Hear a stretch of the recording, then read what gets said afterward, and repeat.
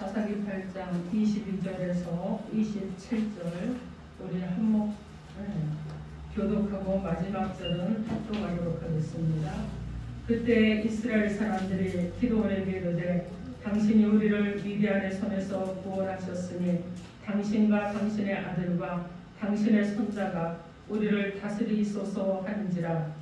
기드온이 그들에게 이르되 내가 너희를 다스리지 아니하겠고 나의 아들도 너희를 다스리지 아니할 것이요 여호와께서 너희를 다스리리라 하니라.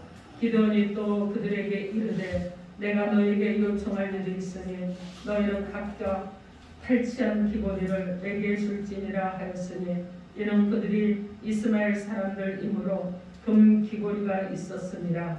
우리가 대답하되 우리가 증거히 드리리라 하고 겉옷을 펴고 각기 탈취한 귀고리를 그 가운데 던지니 기드온이 요청한 금 귀고리의 무게가 금 7,100세겔이요 그 외에 또 초승달 장식들과 해물과 미디안 왕들이 입었던 사색 의복과 또 그 외에 그들의 낙타목에 둘렀던 사슬이 있었더라.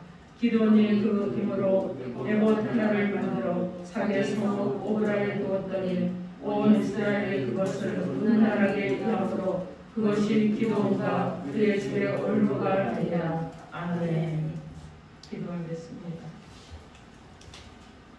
하나님, 이 시간도 오셔서 말씀하여 주옵소서. 우리가 듣겠나이다.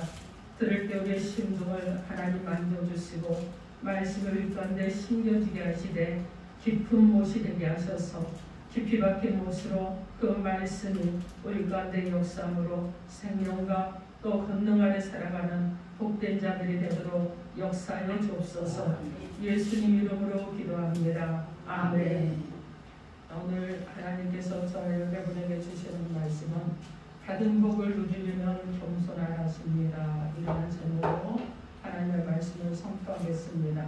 이 말씀이 선포될 때 성령 하나님께서 또 우리가 은혜가 풍성한 그 삶을 살아갈 수 있도록 하시기 위해서 넘치는 복을 주시는 은혜가 있기를 주님의 이름으로 축원합니다. 아멘.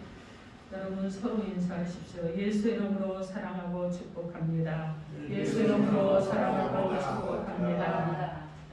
그리고 여러분 다시 한번 여러분 서로를 바라보면서 제가 겸손함으로 먼저 섬기겠습니다. 제가 겸손함으로 먼저 섬기겠습니다. 아멘. 여러분 꼭 그렇게 하실 거죠? 아멘. 그러실 줄 믿습니다. 아멘.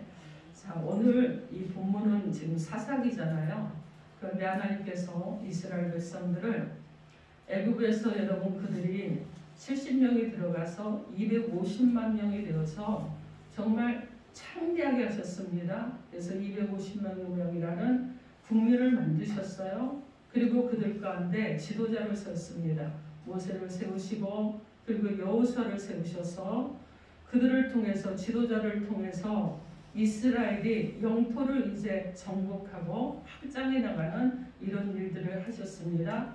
그래서 여러분 이스라엘에게 무엇을 주셨느냐? 먼저 국민이 있게 하셨고요. 그리고 이제 땅을 주셨습니다.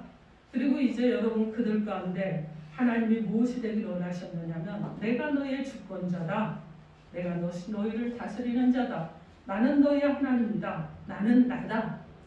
나는 너희의 하나님이다. 이렇게 해서 통치권을 가지고 계심을 이스라엘 백성들에게 계속해서 말씀해 주셨어요.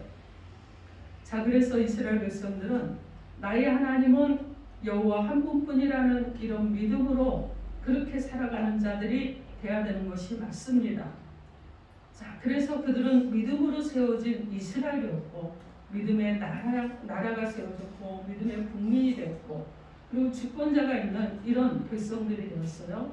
그래서 한 나라가 안전하게 형성이 되었는데 하나님께서 이렇게 영토를 주시고 그 다음에 이스라엘을 다스리시는 방법이 무엇이었냐면 사사들을 세우는 거였습니다. 그냥 여러분 누군가 지도자를 세우는데 그들이 바로 사사들이었어요. 많은 사사들이 일어났습니다. 동서남북에서 일어났고 그리고 북쪽에서 남쪽에서 중부지방에서 계속 일으키셨어요. 그리고 그들을 통해서 이스라엘이라는 이 나라를 통치해 가신 것입니다.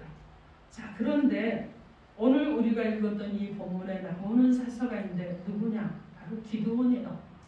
가나안의 중부지방에서 사사로서 일을 했던 사람인데 여러분이 잘 기억하고 있지만은 300명의 용사를 가지고 미디안의 대군을 물리친 정말 위대한 사사였습니다.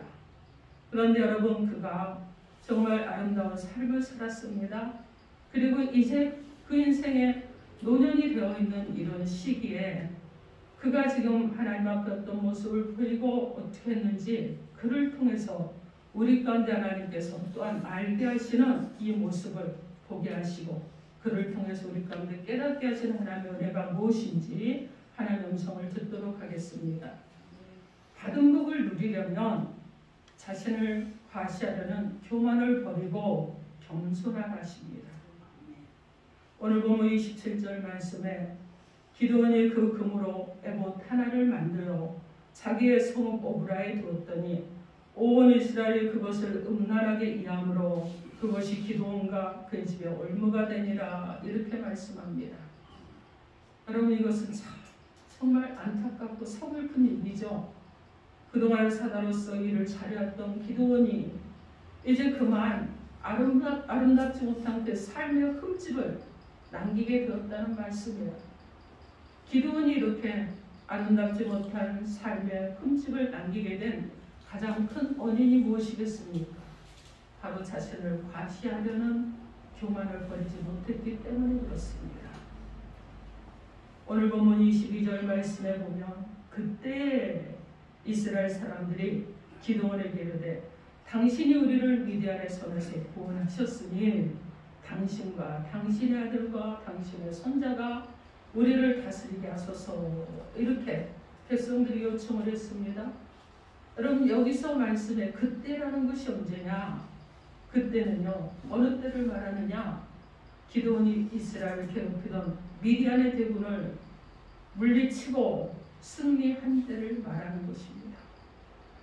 이렇게 기드온이 미디안을 물리치고 승리한 그때 이스라엘 백성들이 기드온에게 와서 말합니다.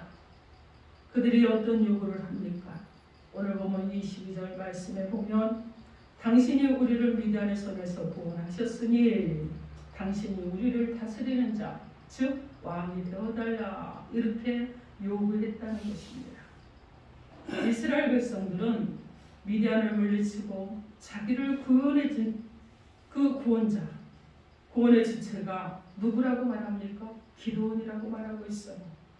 여러분 그들을 구원한 구원의 주체는 누구예요? 바로 하나님입니다. 그런데 그들은 하나님으로 인정하지 않고 기드온으로 인정을 하고 있는 것입니다. 사실 이스라엘이 미디안과의 전쟁에서 승리한다는 거 불가능한 일이었잖아요, 여러분. 당시 상황으로 볼 때 어림없는 얘기였잖아요. 그런데 그 불가능함 속에서 이스라엘이 승리한 거예요.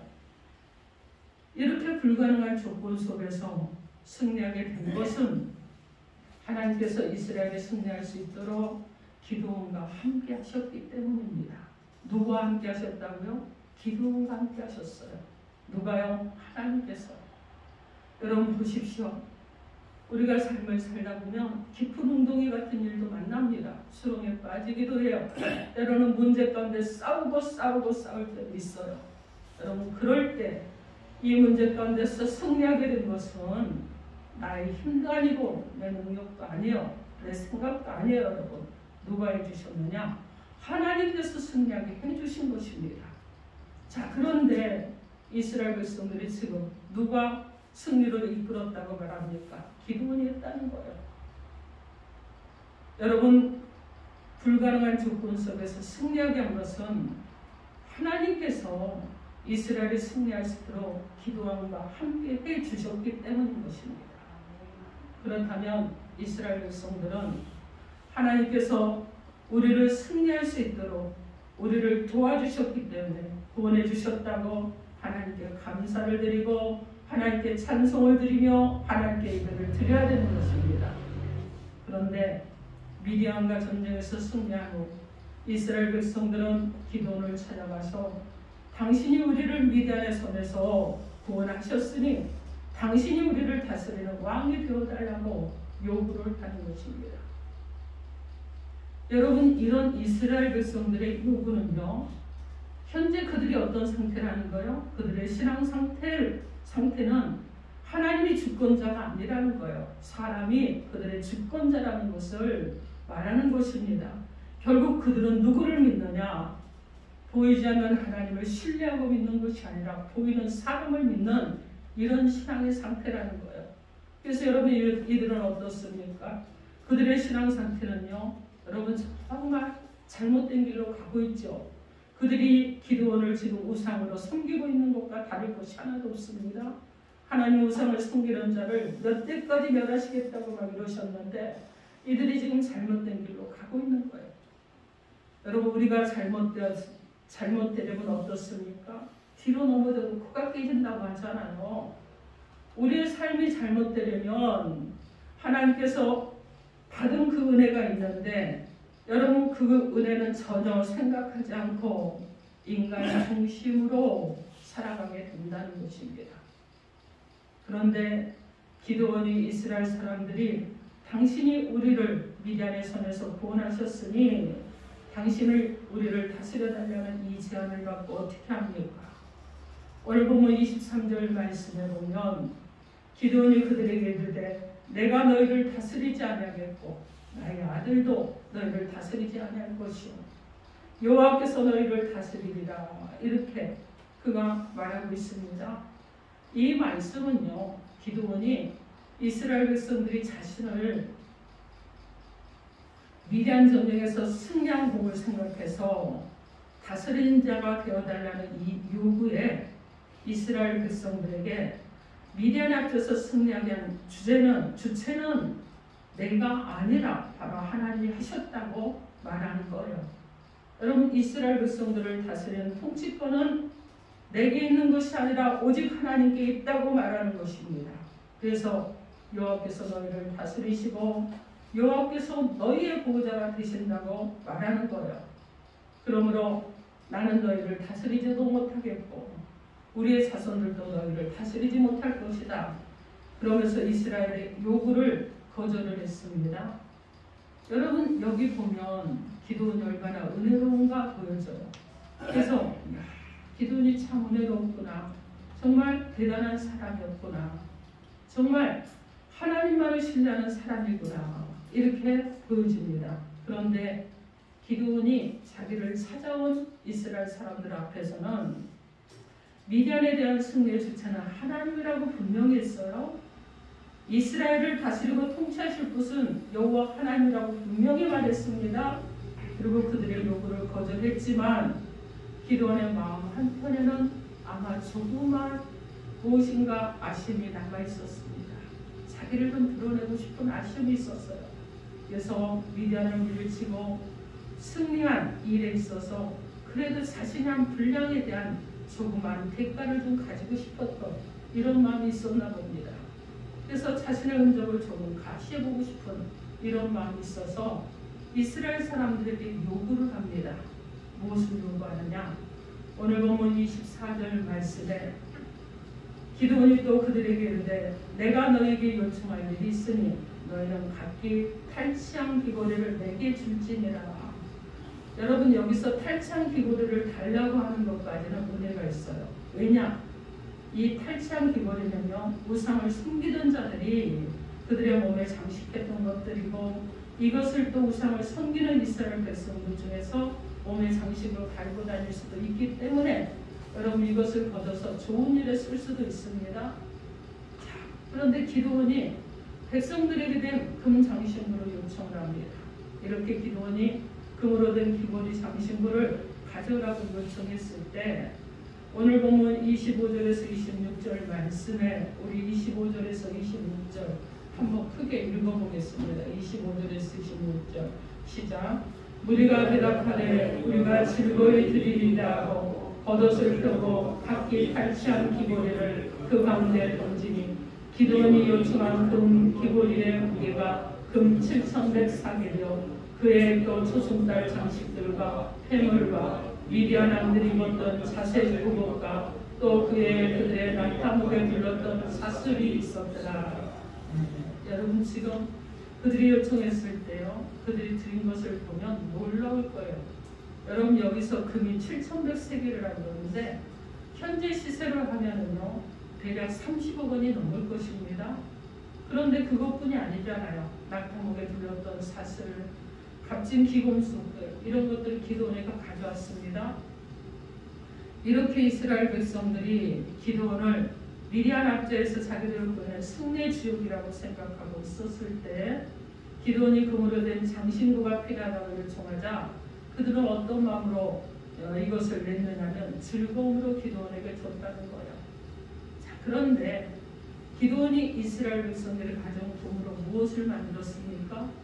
오늘 보면 27절 말씀을 크게 합독해 봅니다. 27절 시작. 기드온이 그 금으로 에봇 하나를 만들어 자기의 성읍 오라에 두었더니 온 이스라엘이 그것을 음란하게 여김으로 그것이 기드온과 그 집의 올무가 되리라. 여러분, 기드온은요 왕이 되어달라는 백성의 요구도 거절했어요. 그리고 자신의 승리를 과시하고 싶은 내면의 욕구는 끝내 물리치지 못한 것입니다. 그래서 백성들이 가져온 것으로 무엇을 만들었습니까? 제사장의 복장인 에봇을 만든 거예요. 그가 제사장이 아니기 때문에 이것을 만들 하등의 이유가 없는데 그가 에봇을 만든 것입니다. 그리고 그것을 어떻게 했느냐? 여러분, 성전에 둔 것이 아니라 자기 성읍 오브라에 두었다, 이렇게 말씀합니다. 이 에봇은요 대제사장이 하나님의 뜻을 알고자 할 때 입었던 옷입니다. 여러분, 그래서 기도는 백성들이 가져온 금으로 이것을 만들었는데 이것을 만들었으면 누구에게 줘야 됩니까? 제사장에게 갖다 줘야 되는 것이 맞는 거예요. 하나님의 성전에 올려드리는 것이 맞는 것인데 그렇게 하지 않았다는 것입니다. 이 당시 여러분 예배는 한 곳에서 드렸습니다. 어디서 드렸습니까, 여러분? 바로 하나님께 예배를 드리는데 법궤와 제사장이 있었던 성막을 찾아가서 드렸어요. 그리고 여러분 어떻게 합니까? 이 당시에는 한 법궤가 하나밖에 없었고, 그리고 여러분 예배를 드리는데 예배를 드리는 것도 딱 한 군데밖에 없었기 때문에 백성들이 어떻게 합니까? 하나님의 뜻을 알고자 할 때는 그들이 성전으로 나가야 되는 거예요.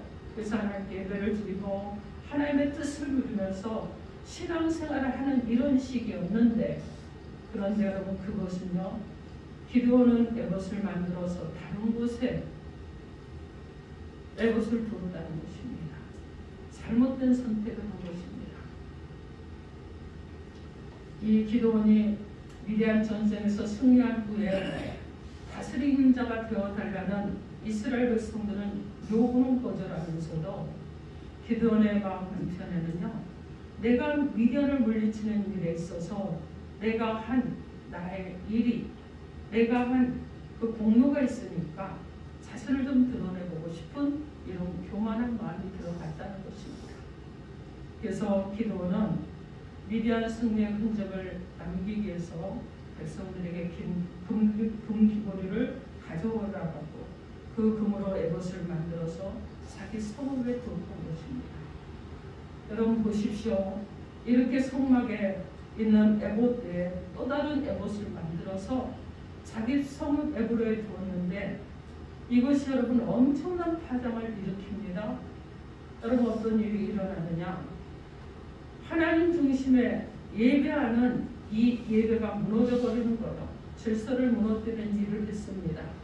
그리고 그의 인생에서 정말 아름답지 못한 흔적을 남기게 된 거예요. 이렇게 기드온이 미디안 승리에 자신을 과시하는 흔적을 남기고 싶어하는 이 교만한 마음으로 만들었던 에봇 때문에 어떤 일이 일어납니까? 오늘 보면 27절 말씀에 기드온이 그 금으로 에봇 하나를 만들어 자기의 성읍 오브라에 두었더니 온 이스라엘이 그것을 음란하게 여김으로 그것이 기드온과 그의 집에 올무가 되니라, 이렇게 말씀합니다. 여러분 그가 교만한 마음을 갖고 만들었던 에봇이 그것으로 인해서 어려운 일, 불행한 일이 생겼다는 거예요. 먼저 이스라엘 백성들이 기드온이 만든 에봇을 음란하게 이해했다고 합니다. 여기서 음란하게 이해한다는 말은 결혼한 사람이 정상적인 관계를 벗어나서 가능한다는 말인데, 이것은 구약 성경에서는 우상에게 절하거나 미혹된 상태를 말할 때, 그럴 때 음란하게 이해한다는 이 말을 사용을 합니다. 결국 기드온이 자신을 과시하려는 교만한 마음에서 만든 이 애복 때문에 이스라엘 백성들의 마음에 미혹이 들어가고 그것을 우상으로 삼고 우상으로 섬기며 하나님을 버리게 만드는 이런 일이 일어났던 것입니다. 그리고 기드온이 만들었던 그 애봇이 자기 자신은 물론이고 그 집에 올무가 되게 했다는 것입니다. 여러분, 올무는 무엇입니까? 흔히 구약 성경에서 우상 숭배에 대한 하나님의 심판을 상징할 때 사용되었던 말이 바로 올무예요. 결국 기드온이 위대한 승리의 기분에 들떠서 자신을 드러내 보이려고 교만한 마음에서 이것을 만들어 오브라에 둔 것 때문에 기드온 자신은 물론이고 그의 가족이 불행하게 되는 결정적인 요인이 되었다는 것입니다. 사랑하는 성도 여러분, 정말 강력한 적군이었던 미디안과의 전쟁에서 승리를 했습니다. 그리고 승리 후에 하나님이 베풀어 주신 크신 은혜가 있었습니다.